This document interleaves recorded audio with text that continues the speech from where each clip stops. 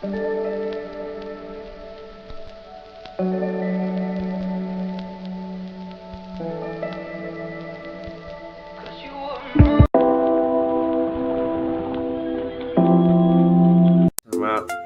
malam, bertemu dengan saya host Sekolah Bisnis Desa Sinema Diplomatis Trader.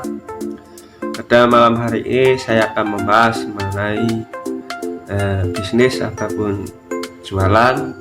Jadi pada malam hari ini sedikit mempresentasikan yaitu mengenai cara itu menumbuhkan bisnis ataupun jualan online Anda. Yaitu pada kesempatan hari ini adalah salah suatu kebiasaan yang saya lakukan di malam atau pagi hari adalah membuka Dropbox atau mencari folder mengenai keuangan dan membuka file laporan keuangan dalam folder tersebut. Ada 3 hal laporan keuangan yang sering saya buka, yaitu pertama adalah balance sheet atau neraca. Dalam laporan ini saya akan tahu berapa aset, utang, piutang, inventory, dan data-data lainnya. Laporan ini ibarat screenshot bisnis ataupun jualan saya saat ini. Kedua, income statement atau laba rugi. Dalam laporan ini saya akan tahu berapa keuntungan dan kerugian yang didapatkan oleh bisnis saya ataupun jualan yang saya lakukan pada hari itu. Ketiga, arus kas atau cash flow. Dalam laporan ini saya akan tahu kondisi kesehatan keuangan bisnis saya atau jualan online saya. Saya akan benar-benar tahu bagaimana kondisi omset, profit, dan cash dalam perusahaan yang saya bangun. Pertanyaannya, apakah Anda saat ini sudah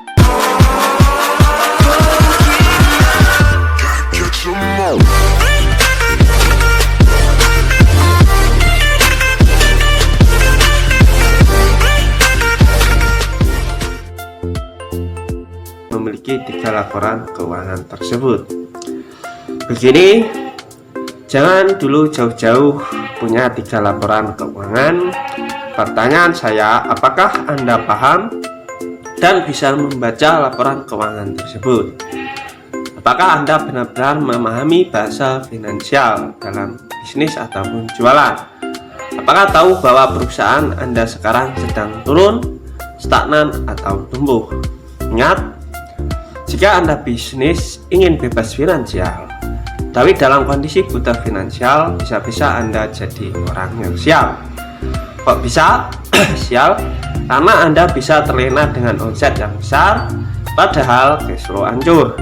Atau bisa jadi Anda dikibulin oleh orang keuangan Anda, atau bisa jadi Anda kecolongan oleh karyawan Anda, atau bisa jadi Anda sudah merasa untung padahal buntung, dan sebagainya. Apa Anda harus paham bahasa-bahasa finansial? Pertama, karena Anda adalah seorang pebisnis atau pemilik bisnis jualan. Kecuali Anda kalau itu cuma dropshipper atau reseller yang tugasnya cuma jualan. Ya wes, nggak terlalu penting. Kalau Anda business owner, kendali dan masa depan tetap tergantung pada diri Anda. Urusan Anda ditentukan oleh kalian Anda dalam membaca data-data dalam keuangan. Kapan harus buka cabang, kapan harus rekrut karyawan baru, kapan harus sewa atau beli tempat, kapan harus stok produk dalam jumlah banyak, kapan harus genjot penjualan, dan lain-lain.